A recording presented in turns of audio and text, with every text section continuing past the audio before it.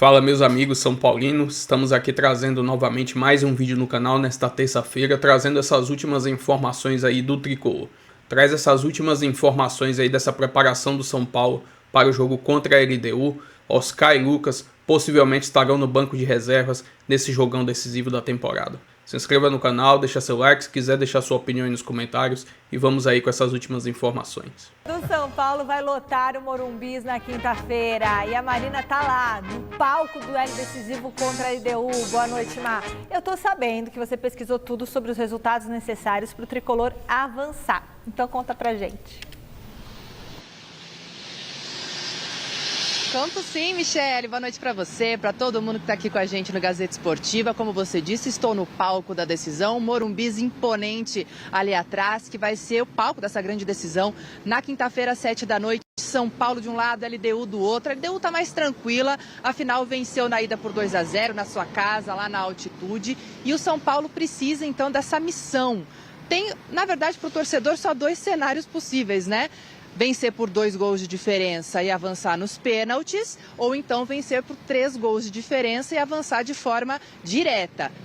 Perder, empatar ou vencer por 1-0, São Paulo está desclassificado, deixa a Libertadores aqui nas quartas de final, não é o que a gente espera, então vamos mostrar para vocês, ó, como eu falei, se o São Paulo vencer por 3 gols de diferença, vai avançar de forma direta. A má notícia é que neste ano, 2025, o Tricolor só conseguiu uma vez essa proeza, sim, num 4-1 longínquo lá no Campeonato Paulista contra o Mirassol. Não era esse Mirassol que a gente está vendo, não, o Mirassol lá do Paulistão mesmo. Naquela ocasião o time ainda era comandado pelo Luiz Subeldia e depois disso, em todo esse ano de 2025, São Paulo ainda não conseguiu vencer nenhuma equipe por 3 gols de diferença. Por 2 gols isso já aconteceu mais vezes, 8 vezes no ano de 2025, 4 com o Subeldia, 4 já sob o comando do Hernan Crespo. 2 resultados aí por 2-0 foram inclusive em clássicos aí contra o Corinthians. 2-0 não, com 2 gols de diferença, né? Foram contra o Corinthians, também teve Fluminense, Vitória, Atlético Mineiro. 2 jogos de Libertadores que aconteceram fora de casa. Enfim, o torcedor está tentando se apegar a essas situações, mas o fato é, essa é a matemática do São Paulo. O São Paulo precisa fazer gols.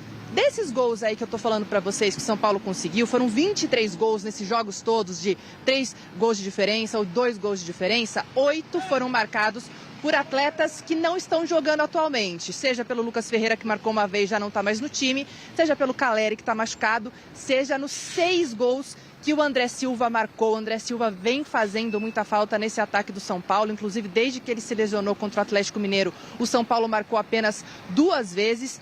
E a grande pedida aí do torcedor é que o Luciano volte a marcar. Afinal, o Luciano começou o ano muito bem, marcando muitas vezes. No entanto, já está numa seca aí de quase 2 meses. A última vez que ele marcou foi lá em julho, no jogo contra o Juventude. Inclusive no jogo contra a LDU, no jogo passado. Ele perdeu diversas oportunidades, lamentou, se cobrou e precisa, de fato, marcar nessa quinta-feira. E aí, o São Paulo vai conseguir fazer 2 gols? O que vocês acham?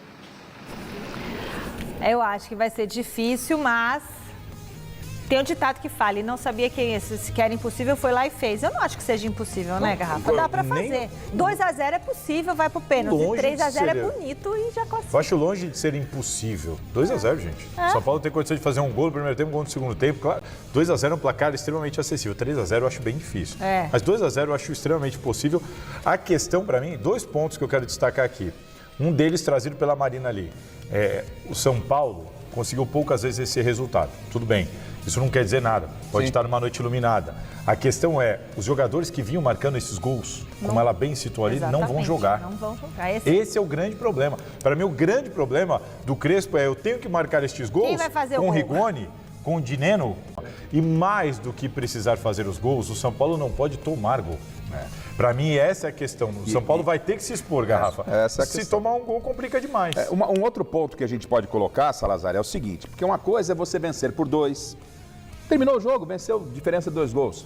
Venceu até por 3. Outra coisa é você ter a necessidade de fazer esses 2 gols. Contra o relógio, a pressão. Contra o relógio. O adversário vai trabalhar sabendo que você vai se expor, que você vem pra cima. Então, o cenário muda, porque se você olha placar, 2 gols de diferença na LDU é um placar aceitável. 3 gols, tem dia que até pode fazer os 3. Agora, você entrar com a obrigação de fazer, que é a grande questão com esses problemas que você bem destacou. Muda a estratégia até antes do jogo começar. Você tem, talvez, entre aspas, as principais estrelas do São Paulo. A Marina vai trazer daqui a pouco a informação, deve ficar apenas como opção no banco de reservas, vão começar jogando, tudo isso vai ter que ser ponderado. Agora, o meu otimismo vai pelo que o São Paulo apresentou no primeiro jogo. O São Paulo teve oportunidades na altitude de fazer gols.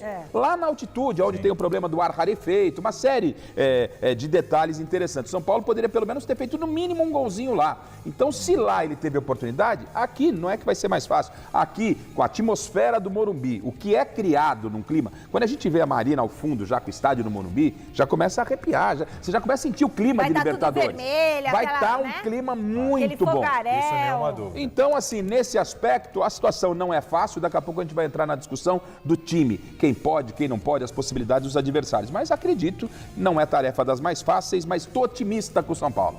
Nossa, sabe o que eu pensei? A gente podia começar o Gazeta Esportiva quinta-feira, tudo vermelho, estúdio tudo vermelho, aquela luz, igual no São Paulo, quando a torcida faz o fogaréu. E na quarta, tudo verde. O Palmeiras joga quarta-feira. Então, tudo verde. Se der River e você entrar com o estúdio todo vermelho, vão dizer, os palmeirenses vão ficar cuidado, com você.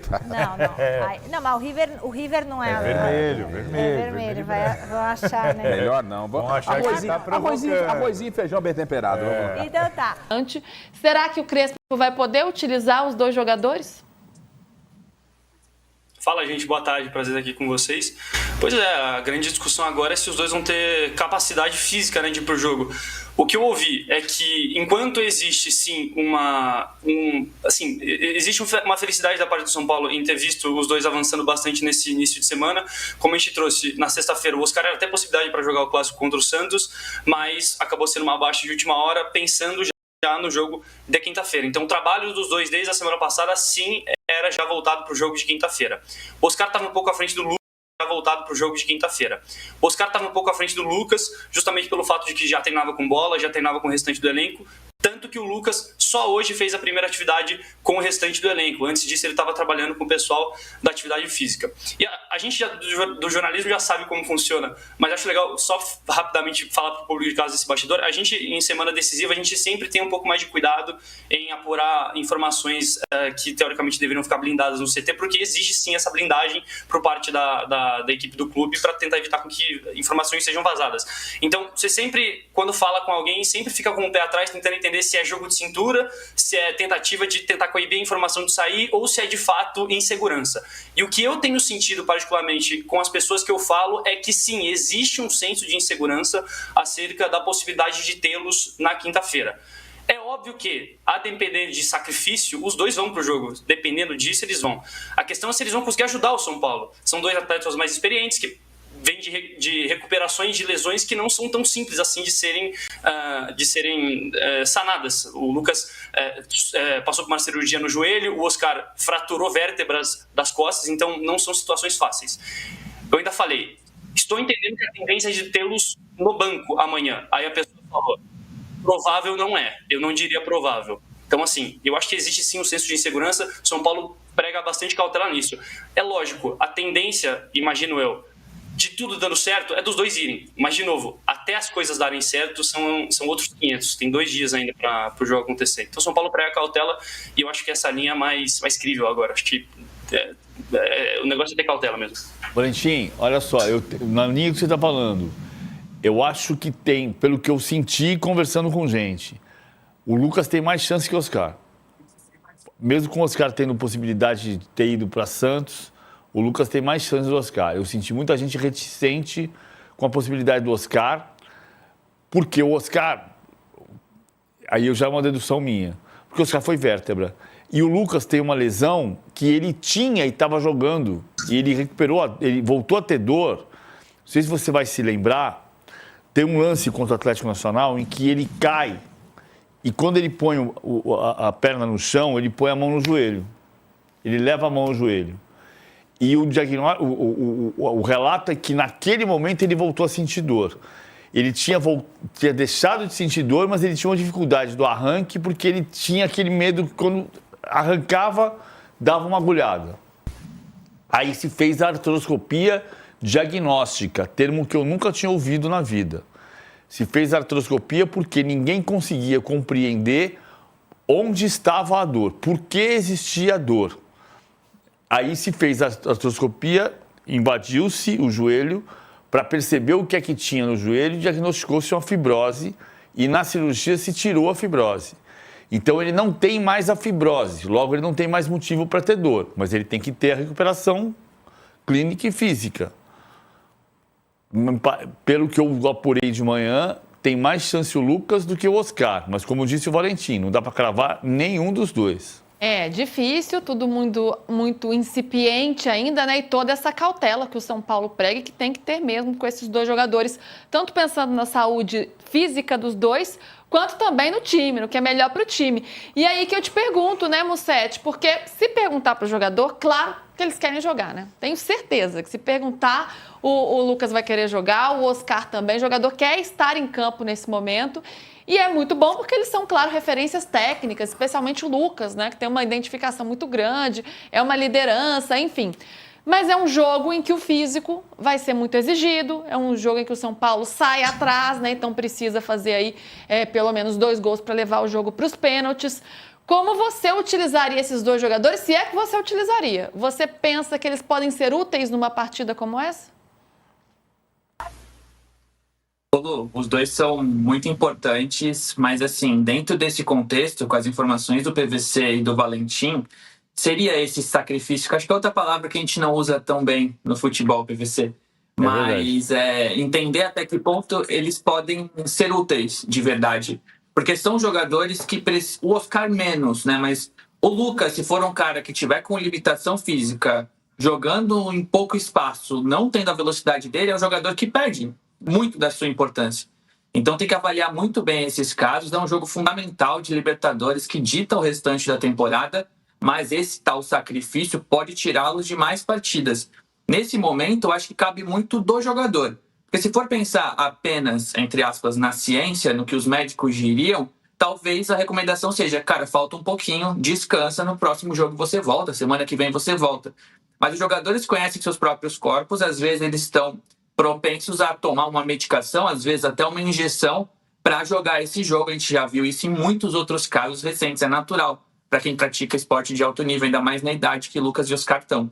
Mas assim, o São Paulo tem capacidade técnica de eliminar a LDU. Se eles tiverem condições clínicas, eles entenderem isso, o Departamento Médico de São Paulo entender isso, eles puderem pelo menos estar no banco, ótimo, porque às vezes está faltando o gol da classificação, você coloca um deles ou coloca os dois. Mas assim, eu teria muito cuidado para escalá-los. Eu acho que são questões complexas. A gente está falando de joelho, de coluna. São coisas que podem acarretar em problemas ainda maiores para o São Paulo. E aí, PVC, como que você utilizaria esses dois nesse momento? Se o Lucas puder jogar, o Lucas entra no segundo tempo. O Lucas não jogou bem contra o Atlético Nacional. É bem na linha do que os dois falaram, tanto o Valentim quanto o Mussete. O Lucas não ajudou contra o Atlético Nacional. Ele não conseguiu ajudar. Ele ajudou porque estava ali presente, porque é um líder, mas ele não conseguiu ajudar com o jogo dele. Então, se ele não tiver arranque, se ele não tiver drible, se ele não tiver o jogo dele, não... Agora, se o Oscar jogar com dor na coluna... E apesar da derrota, é um meio de campo que tem funcionado, né? Hoje que tem... Você pode utilizar o Rodriguinho, você tem o Bobadilha, você tem o Pablo Maia, jogadores que o Marcos Antônio, né? Principalmente, que vem sendo aí um dono desse meio de campo do São Paulo. Você tem atletas nesse setor que estão dando conta do recado. Mas eu acho que o São Paulo tem uma dificuldade gigantesca, e foi para mim o que apareceu em Quito, de definir o jogo. De definir. São 2 jogos sem fazer gol. E aí cai muito na conta dos desfalques, não? O time que montou, o time se montou. Eu estava fazendo a conta outro dia, Luísa. O maior time da história do São Paulo não tinha centroavante. É o time que está lá desenhado em todos os portões de acesso à arquibancada, né? Os vomitódromos, as entradas dos portões para a arquibancada, está lá. 1 Zete, 2 Vitor, 3 Adilson, 4 Ronaldão, 5 Pintado, 6 Ronaldo Luiz, 7 Miller, 8 Cerezo, 9 Palinha, 10 Raí, 11 Cafu, 12 Telê. Está lá escrito. Esse time jogou junto 6 vezes. Ganhou as 6. Ganhou todas as 6. Esse time não tinha centroavante. O maior time da história do São Paulo não tinha centroavante. Então por que o São Paulo sente falta do centroavante? O São Paulo de 2025 foi montado para ter centroavante. E tinha 3. Perdeu 3. Perdeu os 3. É duro. Aí o que acontece? É um time que constrói. Na hora de matar, não mata.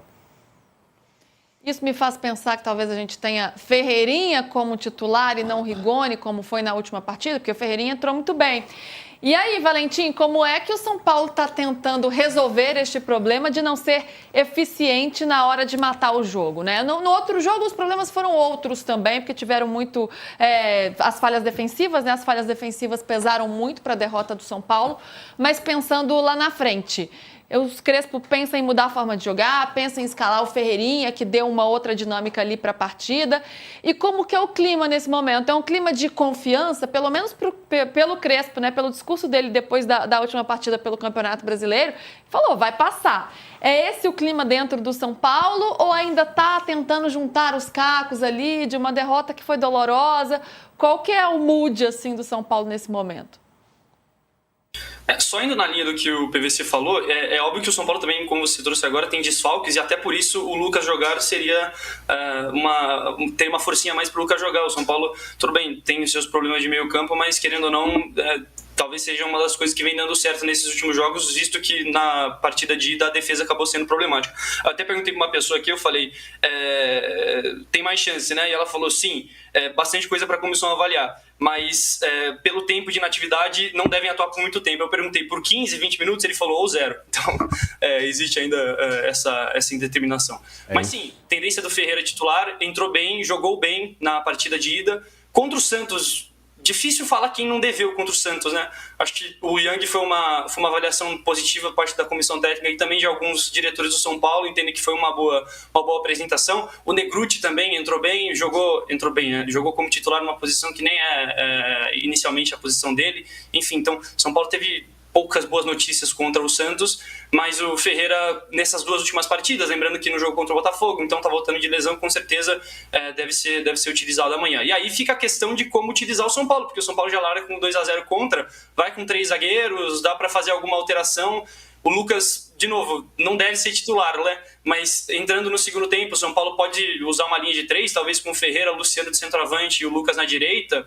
São vários poréns aí pro Crespo lidar. Então, inclusive foi até a matéria que saiu hoje cedo. Nossa, a gente trabalhou ali como que o São Paulo pode mexer no time durante o jogo, tendo o Oscar, tendo o Lucas, tendo só o Oscar, tendo só o Lucas. Enfim, então são vários fatores nessa equação. Mas assim, o que dá para imaginar é que o São Paulo vai, dos jogadores mais pilares, São Paulo deve ir com Marcos Antônio Bobadilha e talvez Pablo Maia no meio, enfim, ou o Rodriguinho se quiser ser um pouco mais agudo, e aí na frente não deve fugir muito, deve ser Ferreira e Luciano, e aí a depender da linha de 3 ou de uma linha de 4 lá atrás, São Paulo pode variar, talvez utilizando o Rigoni na frente, talvez utilizando a linha de 3 mesmo, enfim. E a outra dúvida, só para fechar mesmo, o Cédric Soares, né? Cédric Soares sofreu uma virose lá no jogo de ida, acabou saindo no segundo tempo, no intervalo, não jogou no fim de semana e só amanhã também, então a gente vai ter uma definição acerca do Cédric. Até porque o Mailton entrou muito bem também, né?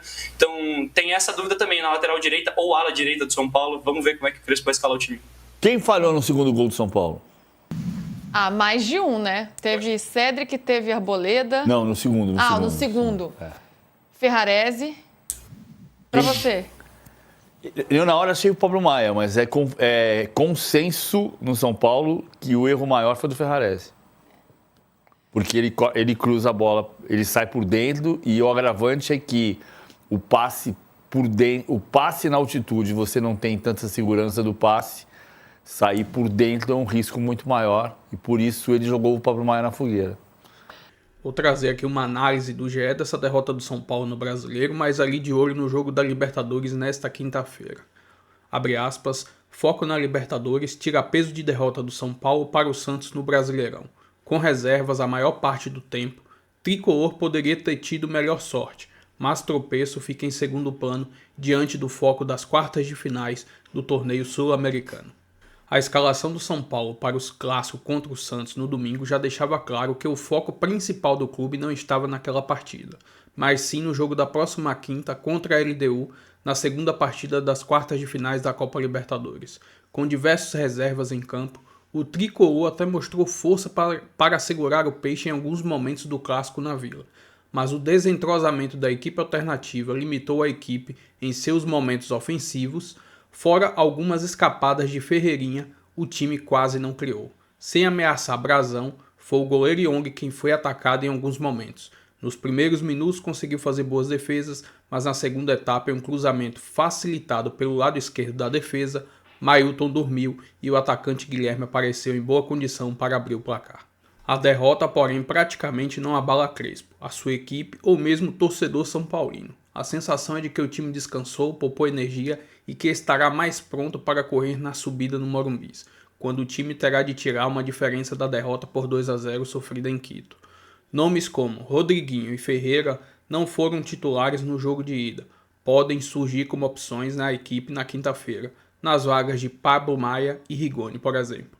Mailton, candidato a titular na lateral direita, não teve atuação tão boa contra o Santos, mas briga com Cedric. Até a decisão, serão 3 dias de treinamento. Há ainda a expectativa da presença de Oscar e de Lucas, pelo menos no banco de reservas. O São Paulo está 100% mobilizado para avançar na Libertadores. Enfim, numa derrota com o time reserva do São Paulo, utilizou muitos garotos aí da base. O que importa agora é focar no jogo de quinta-feira, tentar fazer um bom trabalho de recuperação na semana e se tiver que contar com o Lucas ou Oscar no banco de reservas, que entrem no segundo tempo, se for necessário, espero que não seja necessário, e tentar fazer essa remontada e tentar se classificar em semifinais. É a chance de título no São Paulo da temporada, é esse jogo da Libertadores. Se inscreva no canal, deixa seu like, se quiser deixar sua opinião aí nos comentários e até o próximo vídeo. Valeu!